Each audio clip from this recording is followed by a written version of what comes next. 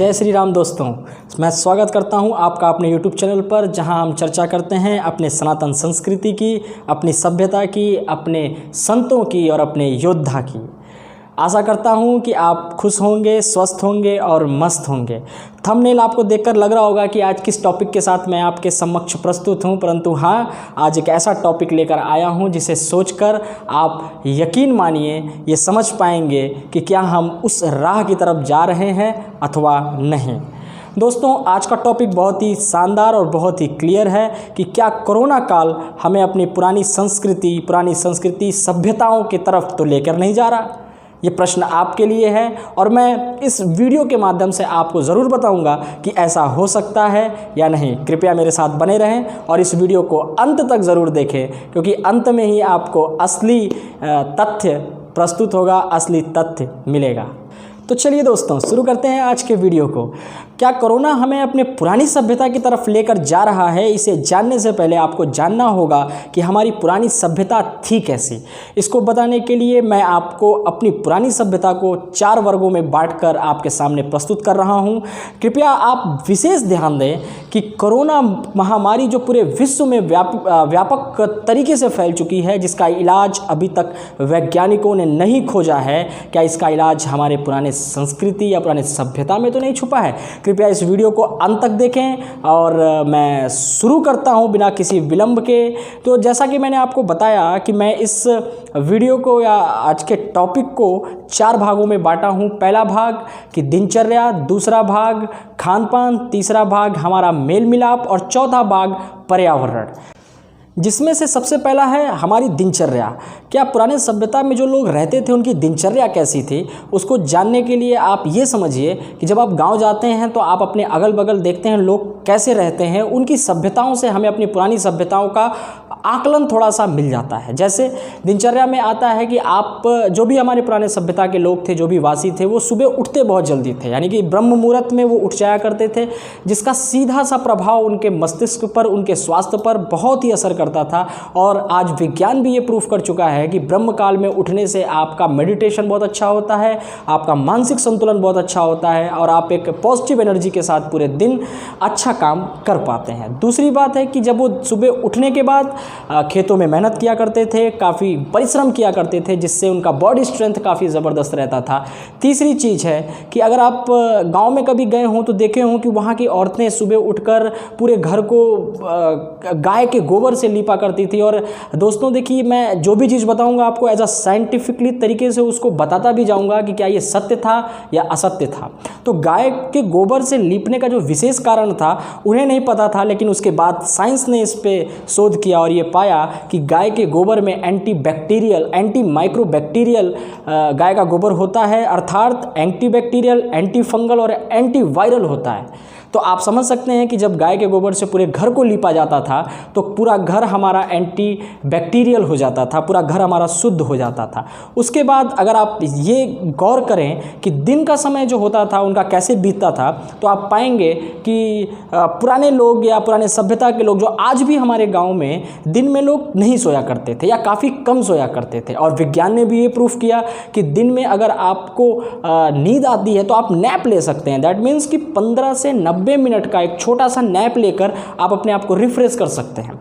और ये बड़ी ही आश्चर्य की बात है कि साइंस उसको प्रूव कर रहा है। और वो नैप जो था हमारे पूर्वज लिया करते थे, अगर सोते थे तो 15 से 90 मिनट, क्योंकि 3 बजे से लेकर 4 बजे तक के बीच में उनको अपने गाय को चारा देना या किसी प्रकार तरीके से उनको 3 से 4 उठ ही जाना होता था। तो इसका मतलब वो दिन में भी नहीं सोते थे। इसके बाद की दिनचर्या अगर हम देखें तो रात में वो 8 बजे सो जाया करते थे, जो कि बहुत ही आइडियल समय होता है स्लीपिंग के लिए। आप एक हमारी संस्था है नेशनल स्लीप फाउंडेशन, जिसका कार्यालय आपका वाशिंगटन में है, जिसका विदेश में इसका कार्यालय है, इसने शोध किया इस पर कि एक मनुष्य के लिए आइडियल सोने का समय क्या होता है। और वो पाया कि अगर कोई मनुष्य 8 बजे सो जाता है तो वो कल जल्दी उठेगा और पूरे फ्रेश माइंड से पॉजिटिव वाइब्रेशन के साथ काम करेगा। तो दोस्तों मैंने कुछ पॉइंट से उनकी दिनचर्या के विषय में आपको अवगत कराया कि उनकी दिनचर्या कैसी थी। अगला पॉइंट हमारा है जो खान पान, जो कि बहुत ही विशेष महत्व रखता है हमारे भारतीय संस्कृति में, सनातन सभ्यता में। खान पान हमारा इतना महत्वपूर्ण था कि हमारी जीवन शैली और हमारा मन, हमारा तन उसी पर पूर्णतः डिपेंड था, निर्भर था। तो खान पान कैसे रहा करता था? तो सबसे पहला जो पॉइंट था कि खाने का सही समय क्या था। वो हमारे पूर्वज सही समय पे खाया करते थे। वो सुबह उठने के बाद, काम धाम करने के बाद 8 से 9, 10 के बीच में अपना लंच कर लिया करते थे। वो ब्रेकफास्ट नहीं करते थे दोस्तों, वो लंच कर लिया करते थे, यानी कि दोपहर का खाना एक बार समाप्त कर लिया करते थे। खाने का समय बहुत ही साइंटिफिक था उनका। दूसरी चीज़ अगर हम देखें कि खाने का तरीका क्या था, ये बहुत महत्वपूर्ण है दोस्तों। आज साइंस इस पर लगभग बहुत सारे अध्ययन कर चुका है साइंस, और उसने ये पाया है कि जो भारतीय तरीका था खाने का जो है वो बहुत ही साइंटिफिकली सही है। अगर आप देखें कि हमारा तरीका कैसा है, तो हम नीचे ज़मीन पर बैठकर अपने आसन में, यानी पलथी मारकर आसन में बैठकर खाना खाते थे। और खाना खाते समय हमारा जो क्रिया होती थी, जो उठने की और झुकने की क्रिया होती थी, जिससे पेट हमारा दबता था। और ऐसा कहा जाता है, साइंटिफिकली तरीके से प्रूफ किया गया है साइंस ने, कि ऐसी क्रिया होने में पेट में डाइजेस्टिव एंजाइम पैदा होता था, जो कि डाइजेशन, फूड के डाइजेशन में बहुत सहायक होता था और जल्दी हमारा खाना पच जाया करता था। यानी कि अगर आपका तरीका अच्छा है तो आप खाने को ईजिली डाइजेस्ट कर पाएंगे। और अगला जो तरीका आप देखें दोस्तों कि वो क्या करते थे कि जो पका हुआ भोजन था, जैसे दाल, चावल, सब्जी या जो भी पका हुआ भोजन था, वो घर के अंदर खाया करते थे, घर के भीतर खाया करते थे। और बाहर के लिए वो कच्चा भोजन लेके जाया करते थे। जैसे खेत में जाते थे तो सत्तू लेके जाते थे, चना लेके जाते थे, दाना लेके जाते थे, इस तरह लाई लेके जाते थे, कच्चा भोजन लेके जाते थे और खाते थे। और इसका बहुत प्रभाव शरीर पे पड़ता है। आप ऐसे समझें कि जो आप टिफ़िन कल्चर हमारा चला है, उससे क्या होता था, सुबह का खाना बना हम एक प्लास्टिक के बैग में बंद कर देते थे, जिससे वो खाना कुछ समय बाद डिकम्पोज होने लगता था और हमारे शरीर के लिए वो लाभप्रद नहीं था। परंतु ऐसा कल्चर हमारा सनातन सभ्यता में कभी नहीं रहा, लेकिन हमने धीरे धीरे उसको तोड़ दिया। तो दूसरे पॉइंट पे हमने बात किया दोस्तों कि हमारे पूर्वजों का खान पान क्या था। अब तीसरे पॉइंट पे हम चलते हैं, जो कि बहुत ही महत्वपूर्ण है और आज पूरा विश्व इसको अपना रहा है, जो है अपने मेल जोल का तरीका, अपने मिलने का तरीका। आप अक्सर देखें, आज भी ये कल्चर हमने बचा कर रखा है कि हम जब किसी बड़े से मिलते हैं, किसी बुज़ुर्ग से मिलते हैं, तो हम या नमस्ते करते हैं या उनके पैर को छूकर प्रणाम करते हैं। बहुत ही साइंटिफिक है, क्योंकि नमस्ते करने से सिंपल सी बात है कि आप अपना सोशल डिस्टेंस मेंटेन करते हैं। नमस्ते करने से आपकी जो शरीर की जो गंदगी है या बैक्टीरिया या वायरस है, आप दूसरों को ट्रांसफ़र नहीं करते हैं। और मज़े की बात तो ये है कि अभी हमारे हाल में WHO कमेटी के जो चेयरमैन नियुक्त हुए हमारे डॉक्टर हर्षवर्धन जी का स्वागत भी नमस्ते से किया गया। यानी पूरा वेस्टर्न कल्चर इस सभ्यता को अपना रहा है, इस कल्चर को अपना रहा है और इस तरीके को अपना रहा है, जो कि बहुत ही साइंटिफिक है। तो तीसरा पॉइंट है कि हमारे मेल मिलाप का तरीका, हमारे मिलने का तरीका। और चौथा पॉइंट जो बहुत ही महत्वपूर्ण है, जो कि हमारे सनातन संस्कृति को, हमारे सभ्यता को बहुत ही उच्च शिखर पर लेके जाता है, वो है दोस्तों पर्यावरण की तरफ हमारा रुझान। ये कोई अनायास की बात नहीं है कि हम पर्यावरण के प्रति काफ़ी श्रद्धा भाव रखते थे, हमारे पूर्वज रखते थे। पता नहीं, हम तो हमें सिखाना पड़ता है कि पेड़ लगाओ, ये लगाओ, लेकिन नल को बचाने, पानी को बचाने के लिए वो काफ़ी देवी देवताओं से उसको रिलेट कर कर आपके समक्ष रखा। पेड़ को बचाने के लिए, धरती को बचाने के लिए, सबको बचाने के लिए बहुत ही कटिबद्ध थे। और ये कोई सहज या सहजता वाली बात नहीं है कि जो हमारे पूर्वज थे उनमें सबसे जो मुख्य वृक्ष था वो पीपल का वृक्ष था।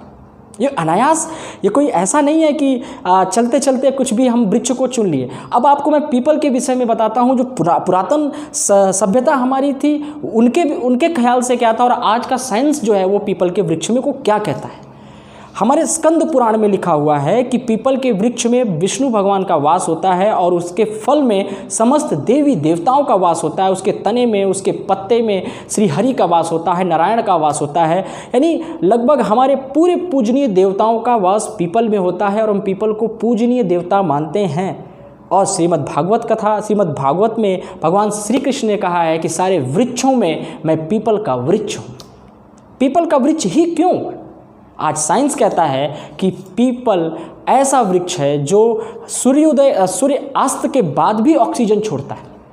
जिसके इतने ज़्यादा बेनिफिट हैं, स्वास्थ्य बेनिफिट, पर्यावरण बेनिफिट, वो मट्टी को पकड़ के रखता है जिससे सॉइल इरोजन नहीं होता है। मतलब लाजवाब गजब का पेड़, बहुत ही बेहतरीन पेड़, पीपल के पेड़ को लोग मान रहे हैं, आज साइंस मान रहा है, जिसे हम अपने सभ्यता में पूजा करते थे। बरगद का पेड़, नीम का पेड़, ये कोई अनायास वाली बात नहीं है दोस्तों, ये बहुत ही साइंटिफिक बात है। तो ये 4 पॉइंट रहा, जैसा कि मैंने आपको बताया कि पहला हमारी दिनचर्या, दूसरा हमारा खाने पीने का तरीका, तीसरा हमारा मेल मिलाप और चौथा पर्यावरण। कि ये 4 तरीका हमारे पुराने सभ्यताओं का था। आज कोरोना काल है, जब हम घरों में बैठे हुए हैं, घरों के अंदर दुबके हुए हैं, क्या ये 4 चीज़ हम फॉलो कर रहे हैं?